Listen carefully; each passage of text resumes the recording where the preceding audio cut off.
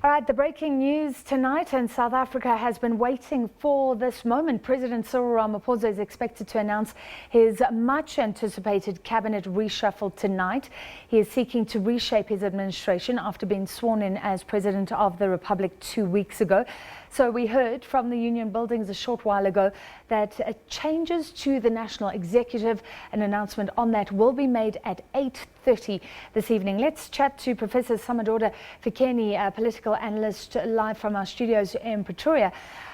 Prof, what do you think is going to happen? What we do know is that Didi Mabuza will be sworn in as an MP tomorrow. So will the former Treasurer General of the parties, William Kize. Well, I do think that the first thing that the president may give an indication of is the reconfiguration of cabinet and government. And the meeting of the NEC might have been to consult in order to get some kind of an acceptance of whatever proposal was to be given on how to reconfigure and streamline the cabinet and government. And the second one, the swearing in of Didi Mabuza, is the strongest indicator, and William Kize, that these leaders are heading for cabinet because they are unlikely to be bench backers. And the one big question is whether Didi Mabuza will then ascend to the position of deputy president, which his supporters and others might have expected, or whether the lobby for a woman deputy president will prevail, in which case names such as Naledi Pandor, Baleka Mbete, Nkosazana Dlamini Zuma, Lindwe Sisulu come to play. Didi Mabuza, seen as the man who brought about unity, but President Cyril Ramaphosa, I mean, there's also been these very clear indications that he would go for a woman. So there's now two conflicting priorities, I guess. Certainly remember that having such a narrow victory in December, and also that narrow victory could in some form be attributed to Didi Mabuza, he will have to do something to entice him into a closer space so that you do not have a top six that is split into two, as well as a frosty relationship between the president and the deputy. Either you give Didi Mabuza a very senior position, such as monitoring and implementation in the president's office, or he goes straight for the deputy presidency. But should that be the case, which is a politically balancing act, you will certainly have criticism from women and also others who might have questioned some of the dealings of Didi Mabuza, may say this down the road might be risky should there be any major issues raised against him. There have been issues raised against him in Mpumalanga. We were discussing that earlier, and his critics would say that this is not a man who should be the deputy president, because we're seeing in the ANC the push for that succession battle to then lead to the presidency. Should South Africans feel comfortable with an appointment like that? Well, I do think that they may accept the political reality and the chess game being played in terms of balancing ANC internal dynamics of unity, that they may not be comfortable with the notion that down the road, with the state capture or with any other issues, you may still have a throwback to the past where a deputy president is again accused of a whole range of issues. But at the same time, to be fair to Didi Mabuza, some of these issues would have to be tested in the courts. Perhaps they might walk and escort him along, give him the position he may say he deserves, until such time that you do have irrefutable evidence against him. It's William Kize, then Nathi Nhleko also being sworn in as an MP, and Nhlanhla Nene, our former finance minister. Can we read him being a possible next finance minister? Certainly, you have seen one first offer of Nhlanhla Nene to be chair of ESCOM. And that was a very clear indication that even though he was jettisoned by former President Jacob Zuma, with the public outcry which was there was an effort to bring him back to the fold. So don't be surprised if he's taken back to Treasury or he's taken back to another serious and senior deployment position. And again, Zweli Mkhize, coming from the province that has not made it to the top 6, despite it having the largest number of ANC membership, every effort will be made to make sure that both within the ANC deployment in positions as well as cabinet, KZN leaders feature prominently. And also, he's quite senior, having served in the top 6 and having been a premier of the province of KwaZulu-Natal and an aspirant in terms of the presidential position. So again, he's in for a senior appointment, one would assume. And Nathi Nhleko, also, he has a track record in government offhand. Can you assess that record?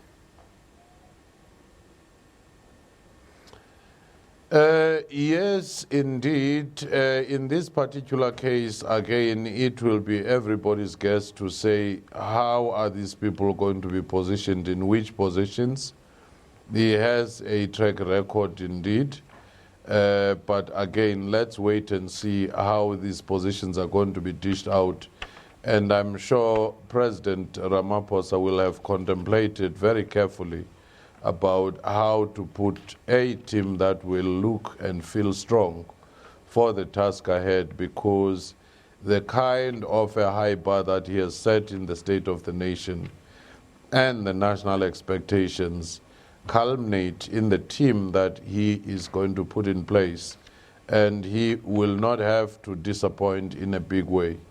Of course, some of the people, because of political realities, he'll have to embrace them in the name of unity, and down the road, the judiciary and all the commissions of inquiry may still take some of them off once there are allegations which are proven to be true against them. Could he allow that to happen, appoint people and then wait for the state capture claims to be tested? Let's just look at some of the names. The Public Enterprises Minister, Lynn Brown, but she's welcomed an appointment of a commission of inquiry. There's some perhaps more clear-cut cases, Batabile Dlamini, but then what about Nomvula Makonyane? She opposed the Ramaphosa presidency, but a lot of people have been incorporated in a new fold. Remember that President Ramaphosa has to do a very careful walk. He should not be seen to be purging people merely because they had supported Nkosazana Dlamini Zuma or they were the staunch supporters of the former president. In the name of unity, he will try to embrace some of those, as you already see that some of them have been given serious positions within the NSC. And he may take those who seem to be performing or those who seem to be prominent. But at the same time, there are very obvious cases. You mentioned Lynn Brown. Lynn Brown, in terms of prevailing over the state-owned companies that have been in a dramatic state of decline, and how she has not taken accountability. Instead of saying that I have done A, B, C, D, E, she said it was not me, I was not involved. You do have cases like Mosebenzi Zwane. His relationship with the mining sector had been fraught with all kinds of challenges, including the mining charter that has now been withdrawn for a review and consultation. You do have Batabile Dlamini, who is embroiled in all kinds of challenges, and the State of the Nation address clearly indicated that the president was not happy with the proposed extension by 6 months or 1 year of the current invalid contract for SASA and the private company that is dispensing social grants. All those are clear indications. You can go on Van Rooyen.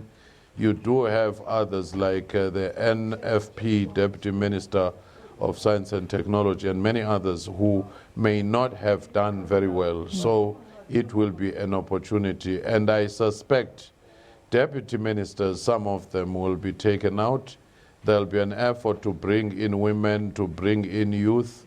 There'll be an effort to also reward some of the people who had supported Cyril, because he needs to have some people he trusts in the cabinet.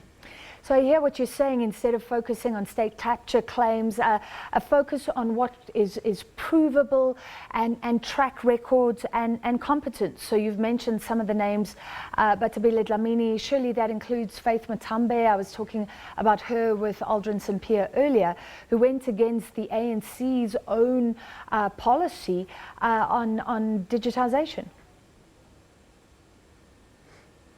Certainly, such cases which have been embroiled in controversies and questionable dealings, such as the one on digital migration, I doubt he will be more keen to take them back.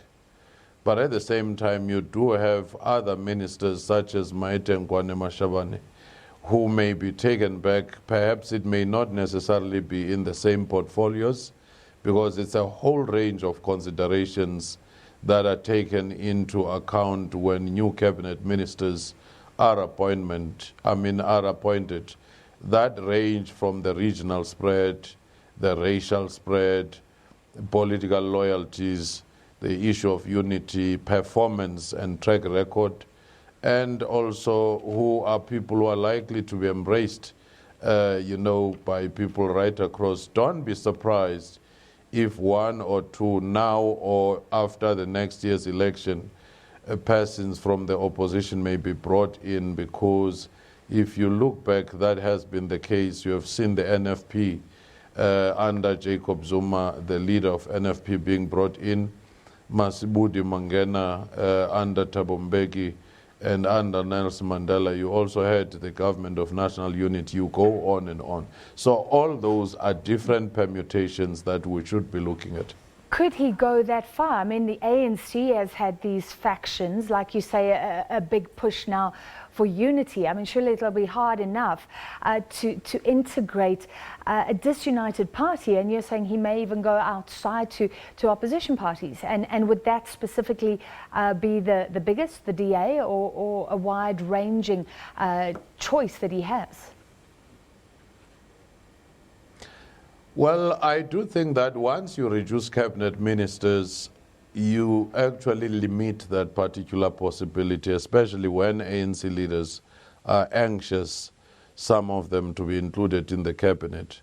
But at the same time, it's not something that we can discount either now or after 2019 elections. DA being included, it's less likely, because I do think that DA happened to be this most fierce rival of the ANC. Their ideologies are quite diametrically opposed, and there is a perception that DA is going through its challenges at this moment. And the partisanship, where each time these two parties are speaking, they speak elections, and very often having forgotten any middle ground that focus on national interests. So in that case, should he be inclusive, he may include your opposition members, if not in the cabinet, in other deployments such as ambassadorship and other government committees. What about COSATU and the SACP? Now remember, just a quick welcome, by the way, to our SABC2 viewers. A special live broadcast ahead of the announcement of changes to the National Executive at 8:30 this evening. That's what has been confirmed by the presidency. In other words, the much anticipated cabinet reshuffle happening for us in less than half an hour. I'm with Professor Somadoda Fikeni, and we're talking about the likelihood of opposition parties being included, and then COSATU and the SACP, and remember that the COSATU ANC relationship had deteriorated under former President Jacob Zuma. Ramaphosa, the new President Cyril Ramaphosa, seen as the unifier of that alliance. So does he have to include members of both in cabinet? Certainly, he may consider leaders such as Blade Nzimande and other SACP leaders, because for two reasons. Blaine Nzimande paid the price mainly because he had opposed President Zuma and led the charge of saying he should step down. And that was more of a political punishment rather than a performance issue. And the second one, remember that COSATU and SACP and alliance partners are the ones who led the charge of saying they wanted Cyril Ramaphosa when it was still very much opaque and unclear that within the ANC you had strong backing for him. When the Premier League had pronounced, when the leagues of the ANC had pronounced on Nkosazana Dlamini Zuma, it was the alliance partners who brought in, what I would call a political starter pack for Cyril Ramaphosa, and he'll be mindful of that in all his consultations and dealings. We're keeping you, Professor. This is fascinating, and remember, it's all speculation, but thank you for being willing to go there. Finance Minister Malusi Gigaba, if we look at him in terms of competence, track record, if there were doubts, I mean, the budget last week was so widely accepted and applauded. Of course, some issues around VAT. But he seems to have got investors on board, done what the ANC wanted to do, was stabilize those concerns about rating agency downgrades. Do you replace him? Do you give him a different job? Also remembering those state capture claims are untested and unproved at this stage.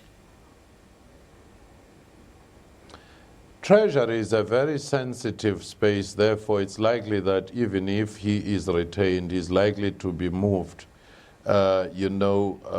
horizontally across to other portfolios. Because Treasury, in essence, it's what drives the entire strategy. You do not want any questions or questionable possibilities of future and doubts.